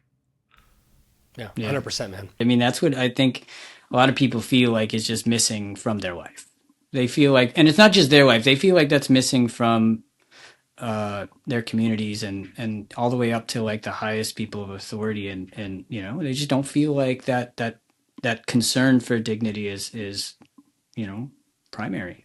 So I think what I do want to say, kind of in line with how we might be able to change our culture, or how that might look, for even leaders to be vulnerable and risky, socially, and show that they're real human beings, how that might affect things. But I was trying to figure out, okay, so like if you think about someone trying to survive on the savannah, better buckle in. This is going to take a second. If you try to, Andy's so over it. No, I'm down, man. Let's go. Okay. Hopefully you're watching the video so that you can see all the nonverbals too. But I'm still loving it, and I love you guys. This is very helpful. So again, back to someone else's work. Someone like Johann Hari, who wrote, Chasing the Scream, or Lost Connection, or Stolen Focus, I think talks a lot about how our society, or the environment, or the biome, if you will, starts to affect how we feel about each other and how we treat each other. And that even all the way to commerce, to capitalism, to what's going to be the most helpful is, can you even change the climate, the relational climate or biome, through government or through any of these things? But I picture someone trying to survive, and like a cave person, for example, it almost feels like that life was perfectly suited. And so whether you believe in a being that created all of us and all of this, or you're more of an evolutionary person, either way, it does seem like ancient life is much more suited for us. I mean, it was like, because we have these problem-solving machines of brains, and now we don't just know about the problem right next to us, or like the mountain lion like in the town or something. We know about all of them all the time. And so it actually starts to take away from your ability to do these other things. But then it's almost like, if capitalism is the answer, then what I'm going to do for you is use actual methamphetamines to make it so you can focus on what you want. And I'm going to sell so many of those that there's a shortage. I don't even know how that happens. How most of us know there's continues to be a shortage in this country of Adderall, which I'm no pharmacist, but seems like you should be able to meet the demand. And second of all, there's so many good high dopamine foods to kind of make people spend their money and get your attention, that now we have to sort of shoot ourselves up with Ozempic or something like that to sort of tone down our brain. And even maybe a third one where most of our conversations are mediated, and so we're never feeling like we're getting full on the social calories we're getting. So it kind of leaves you wanting there. So we've created this like perfect consumer, and there's nothing better in a consumer than to be unhappy because then they're looking for something else to buy. So at what point, though, because if we're being harvested in this way as human beings, at what point does profit start to go down? Because you can only do so much speed in Ozempic before, it's just like, okay, well, they're making money that way, they're making money this way. Is there like this path back to being human that we can take with other humans? It's a big question, man. I mean, a lot of what you're describing is the atomization of humans, right? And the compartmentalization into consumer, the transition from citizen to consumer. I mean, all of the trends you're talking about are ones that isolate. There's research that says that lack of trust is actually as related to loneliness as how many social partners you've got.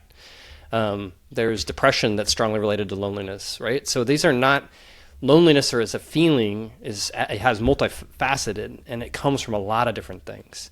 But that atomization, that isolation from one another, makes us into more needy consumers, right? We need to have things because, in part, we aren't having our needs met. We're looking for solutions that are not necessarily a good fit.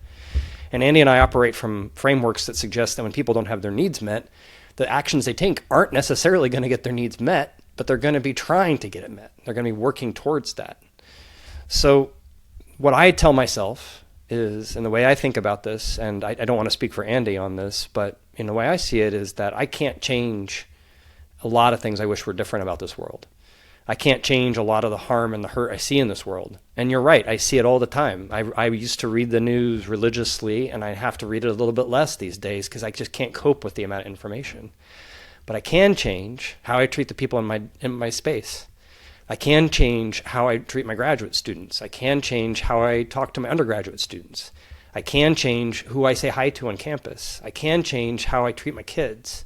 And I can try to reserve what I have left inside myself to the people that I care about and love, because those are the people who you can make the biggest difference for. And so I keep thinking about that every single day as I try to cope with these broader societal trends, from atomization to isolation to fear. And I try not to let consumer tendencies or solutions guide my way, but sometimes I just want to eat ice cream and feel better.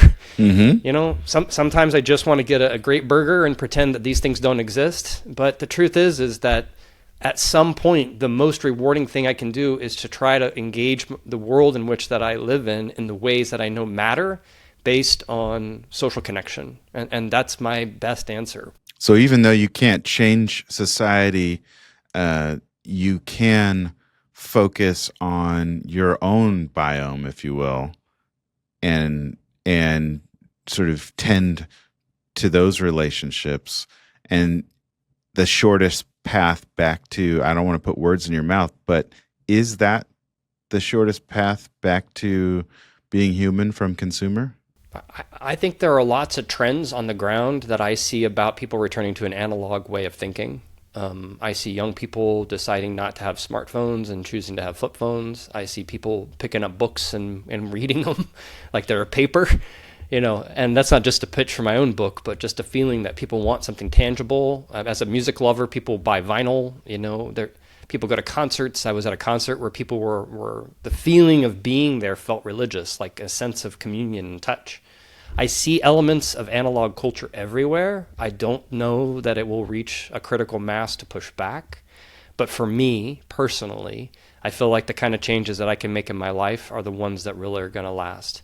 But I hope that we see enough of that analog reaction to gain traction. So there's hope involved. Always. There has to be. You write about that sort of towards the end of the book, about how important that is. I think it's really in two different forms towards the end of the book, but can you talk about why hope matters? Yeah. So hope is this really fascinating concept, and it's been contested as long as we have, written word. If you go back to the story of Pandora, Pandora's box or Pandora's jar, however you want to translate it, it was either the last evil that didn't escape the jar, right? And it was this last evil of hope that was going to torment us, for the rest of our lives, or it was left to allow us to deal with all the other evils that are out in the world. It's the thing that's gonna, hold us together.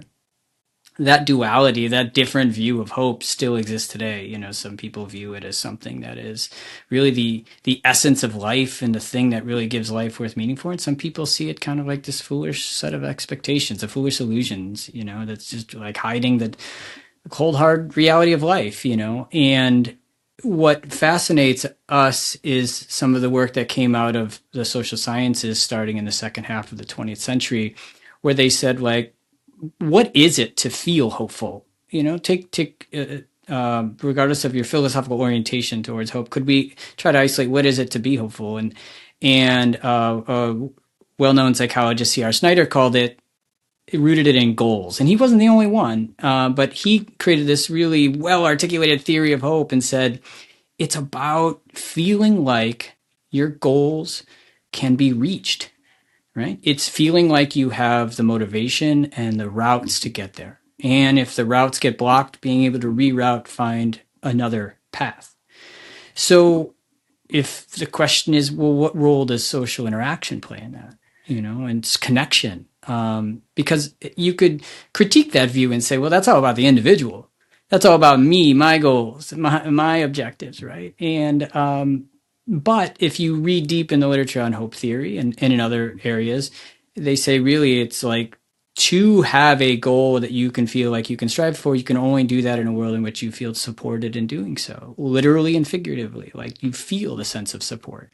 You have a sense of attachment to people who care about you, right? So, and if we accept the idea, which we do, that these small moments of interaction contribute to our sense of connection, both in the moment and over time, then these small moments of interaction have to be linked back to hope, right? It makes sense. And we have some research findings that suggest that's true. We track people over time on their smartphones, and we have them tell us about their interactions and then measure at the end of the day, how hopeful do you feel? You have a term called upward spirals of positivity that you mentioned. Can you explain that? And does hope fuel that?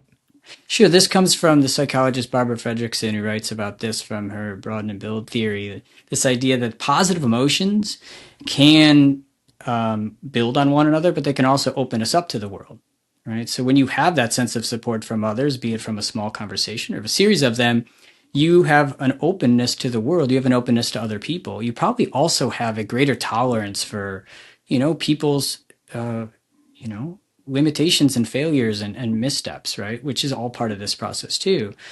So these small moments of interaction, this desire to turn toward rather than away from people, it is tied to hope. And also hope gives you the fuel maybe to do those things. Now, your larger question also was, is this the answer to these large scale societal questions? And in part, yes, we need people who are willing to support one another. We have to work towards the right kinds of collective goals, and we have to be there for one another. But these larger trends that you're talking about over centuries or certainly over decades, they can't be reversed by these small individual interactions at the individual level, right? That's when we put all that responsibility on individuals, that only allows whatever larger powers that be, it only allows them to stay in power, right? Because the individual can only do so much.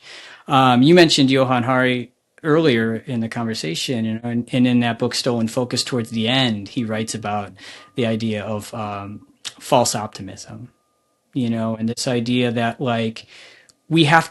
two things have to be true. Number one, you have to believe that you can make small changes, and whether that changes to your interaction or your habits of media use or whatever else. And you have to believe that those are worth doing and that you can change for the better.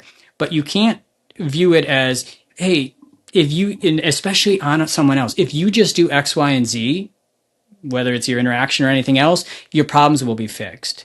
That's not only incorrect, it's actually harmful. Right? It's harmful to peddle that idea. I mean, that sounds like every ad I've ever seen is harmful then, because I feel like that's maybe and almost not really, but I guess what I mean is I think that's what people are trying to convince us with every YouTube ad, especially that really buff guy with a six pack that's always like, I eat fatty foods all the time. And then it's like, that's because that would be so nice if that were true. But you're saying it's messier and more It difficult? is messier. And I think it's especially the onus is on someone who's going to write a longer book and say that it's research based. If you take that and you wrap it up in all the ideas of research and all this scholarship, and then you still peddle this idea that if you just take these small changes, it'll fix all your problems. I think that's the opposite of hope, right? But that's where the ladder comes in. If you're even if you're taking small steps on the ladder toward the meaningful connections, and even if you start with ones that aren't meaningful about chocolate and wine, you actually are taking a small step. That's right. Though that's the way the individual can have some agency here, is to take those small changes and to have a sense that it's going to help. It's also going to come with challenges, right? And it's not going to fix all of your problems, but it's going to give you a richer life.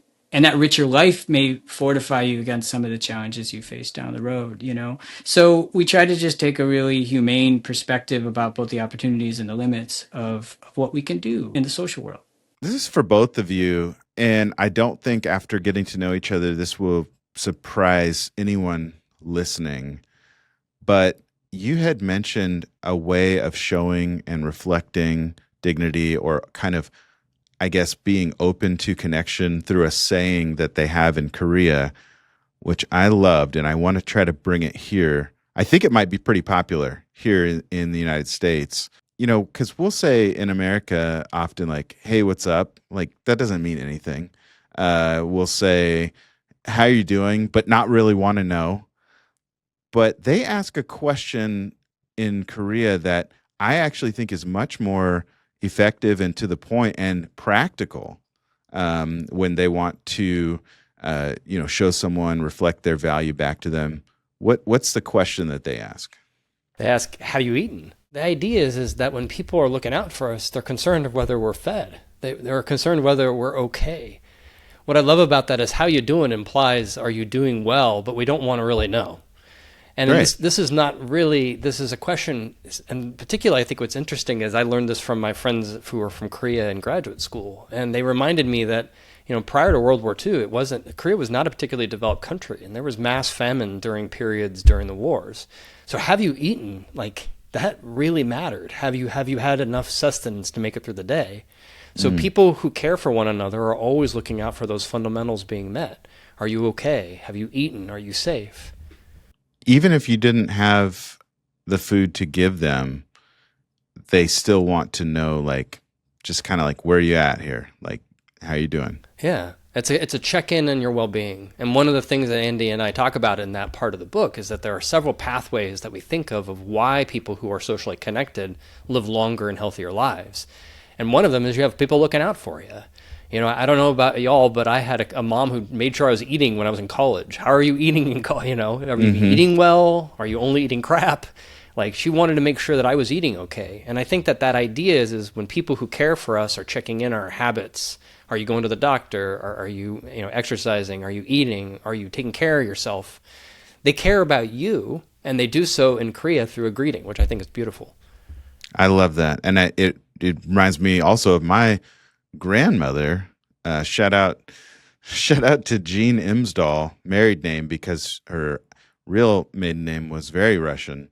And we used to call her the food pusher, because you could not get through the door of her house without getting, I'm talking like a cabbage roll, like borscht, like anything, like very, very nutrient dense foods, and constantly would, and then dessert too was like crazy. But I don't know if I've ever felt more loved than when she was simply trying to get me to eat.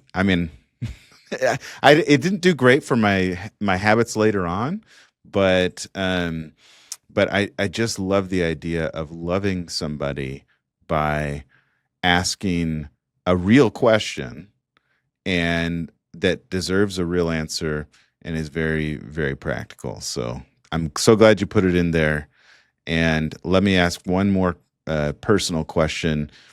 If someone were to ask either of you that, what is the food you would hope they had to share? Oh, the story that you told me actually reminded my grandma Hall, for my birthday, would ask what I wanted to have her make for me for my birthday dinner. Ah, so and I good. would always pick chicken and dumplings. And she made dumplings by hand, roll them up, and it was this gravy. And it Comfort was with food. tons of mashed potatoes. And Grandma Hall was always, she had 30 some grandkids, and she did this for every single one of them. So That's like a part-time job. That's incredible. And dumplings, so good because I think they're the best comfort food because they literally are pillows. well said. Well said. What, Andy, what's yours? Well, so my son, who's 7 right now, he doesn't always get to see his grandparents who live in the Midwest. But when he does, my dad, who's Italian, makes the best meatballs ever.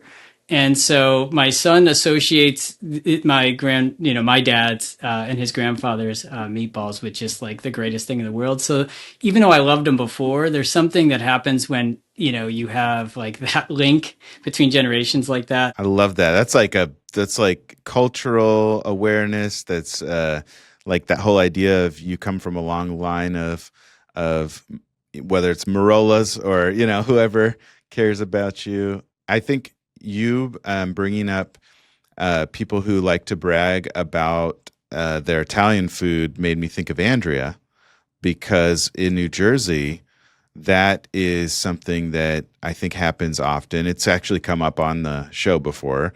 What's yours, Andrea? I was thinking about that with the have you eaten question, because I grew up, I'm not Italian at all, but I grew up in a neighborhood full of Jewish families and Italian families, and it feels very much like that. I don't know that anybody's parents were ever asking me how I was doing, but they were always asking me if I'd eaten.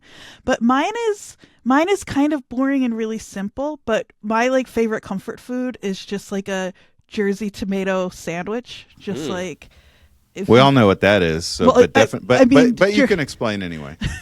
I will get forever. I will talk forever about Jersey tomatoes. They're very specific. You can't get them anywhere else because of how they're grown, and they're the best. And my grandfather grew them in our garden, so that was like my childhood favorite thing. Was fresh from the vine, sliced tomato on cheap white bread. It's the only time I eat white bread is with a Jersey tomato sandwich. So I mean, kind of healthy, but sounds good. I again want to give a shout out to Andy saying that those meatballs were literally the best in the world, and so there's a lot there, like in the whole pride of things, and just it's wonderful. And then Andrea, thank you for the honesty, and also for the section of the show that we call New Jersey propaganda. Has to happen. Yeah. Marlon, what's yours? There is a food that my grandma made that is also, I would call them giant pillows, because they were pierogi or pierogi. And then there's another, I think it's Polish, and it's pierogi. I think they're just like these giant doughy beef filled, sometimes potatoes, sometimes cabbage, which those were always the last one. Nobody wanted those, but my grandma always made them. So, but they were better than none at all. So cabbage you'd eat last, but that's what I think would be that. And then like this peanut butter Rocky Road candy she made for Christmas. That is, I would just eat myself into a stupor. A stupor, but like also hives. So it was like the opposite of a stupor. I would get like, you allergic to peanuts? No, it was like, I don't know. It's just the amount of sugar. I had hives all over my husky. My favorite episode of this body. podcast. Well, these guys stuck around long enough so that we could like really hang out. Well, okay. Back to one of the best books I've read and most helpful books I've read about relationships, and that is certainly, if anyone does want to argue, I feel like it's always kind of fight lunging you with another scientific reference saying like, hey, you don't have to believe me, but it's true. And I love that about it as well, because it's sort of proof of the things that we tend to ignore or try to think are not as important because they're sometimes difficult. And that is the depth and the breadth and the quality of our relationships with others. And so, Jeff Hall and Andy Merolla, I am so happy to, the idea that I got to read this book and talk to you both and that you stuck around for so long is warms my heart. I think people are going to get a lot from this episode. If people want to hear more, like I did when I got to that last page of the book, where can they keep up with your work? They can email me anytime and I will send it to them because a lot of it is mostly published in academic sources and that stuff isn't always easy to access. So if anybody was interested enough, man, I would be happy to share it with them. What an offer. That is, talk about reflecting someone's value and dignity. Andy's going to take the time to actually read your email and send you back some information. I think that's great because we do have so many people in the helping profession looking to help others, but also I want them to feel helped by what they hear on the show and be able to have resources to reach out. So your email, Merolla at comm.ucsb.edu. Jeff, how can people keep in touch with you? So I put a lot of the former podcasts I've been on and stuff about the social biome on my Instagram, and that's at Jeffrey Hall, PhD. That's my handle. I also post a lot of new studies on LinkedIn for those who are more professionals out there, and I'm quite active on that, sharing stuff about social media research and new research on friendship that I'm also doing. And of course, like Andy, I want to extend my offer to email me anytime. I love talking to folks about my work, and if you're interested in learning more about research, we're happy to talk to you. Thank you so much for being here. And when I finished the book, and again, I was so grateful that you wrote it, but I was also felt like you really ended on a high note. You really ended with the last sort of ideas in the book are about hope and how hope is part of our relationships and weaves its way in. And I don't want to talk about it. I want you to actually read it to the listeners. And that's how we're going to end the episode. Oh, thanks for that opportunity. Hope is in part about the stories we carry around with us, stories about the world and our place within it. These stories are stored moments of social interaction that have occurred throughout our lives. Whereas moments of love and achievement support our sense of hope, moments of rejection and trauma undermine it. Messages of indignity and unresponsiveness don't diminish our capacity to hope only once.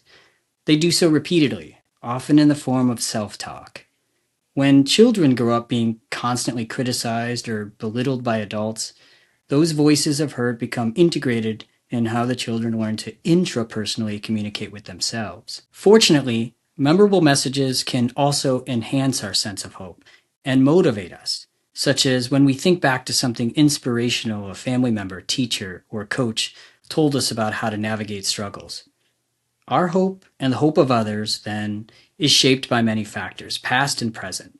But at its core, hope is about our emotional connection with others, connection that makes us feel safe and emboldened to go after the goals we find most meaningful. We're the keepers of one another's hope. We're the keepers, too, of one another's sense of belonging. The momentary choices we make in everyday interaction can foster connection for ourselves and others over a lifetime. We must choose, to whatever extent we can, to build social routines and obligations to others, and to take small steps to break through social inertia, fostering hope and belonging in a world so hungry for them. Okay, we've had a marathon recording session, but we came back onto the show because Jeff shared his true feelings about being cornered about his 90s band earlier and said that it wasn't fair because I didn't share mine. And I was a bit reticent, and I don't know why I feel some little bit of shame for this. I've never seen this. Yeah. This is fascinating. And there's a great bit on this from Mark Maron when he talks about the reticence of a Dave Matthews fan. And it's like, I don't know why. I just feel like people don't take me seriously when I share it. But I honestly, there was a conversation I had with a friend in the 90s that I said to him, I don't think I'll ever like any music as much as I like the Dave Matthews Band. Which he said, which with a much better perspective. He was actually younger than me, but he had a much better perspective. He said, "What? Yeah, you don't think? I mean, I know it's pretty good, but you don't think that's rather hopeless of you, really?" Yeah. For me, it felt great point. like hopeful and kind of is a nod to how intense my thoughts and feelings are, or at least then even more so. But I let it. So hopefully, Jeff, this has been, and Andy, you feel somewhat vindicated in my admitting to the world of just what I honestly did not think there was, a better song than Ants Marching. And as it turns out, there is. Well, you shouldn't have zero shame for liking Dave Matthews. Zero. So that's on them. That's on them. You do you, Marlon. Thank you. Yeah. Thank you both for Damn right. giving me the dignity in the situation that not everyone would. So Hey, I will say, come on now. people I knew who loved Dave Matthews, they always talked in superlatives, so it doesn't surprise me. They always have the best drummer. They have the best, saxophonist. They always talked in superlatives. They did. You're Carter Beaufort. Yeah, That's what I'm saying.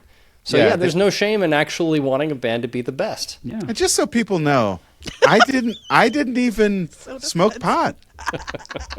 I went to all those live. I smelt all the pot at all those live audience, those live shows, and I was like, I don't even really want to. The music is enough for me. And Wow. And it was, you had Boyd. I think Boyd is the name of the violinist. Violinist. He. Now they got Tim Reynolds on stage with them because they've kicked out some members and they've lost one to death. So Whoa, Jeff, are you currently a Dave Matthews fan? I mean, For because Tim Reynolds. that's going to be be another episode. It's just going to be another episode. Okay. All right. Well, thank you so much for being open and vulnerable and honest. I hope people got as much as I did out of this conversation, and we'll finally, for the third time, stop recording. Thanks for joining us today. We hope it helped. Stay connected with us at thishelpspodcast.com.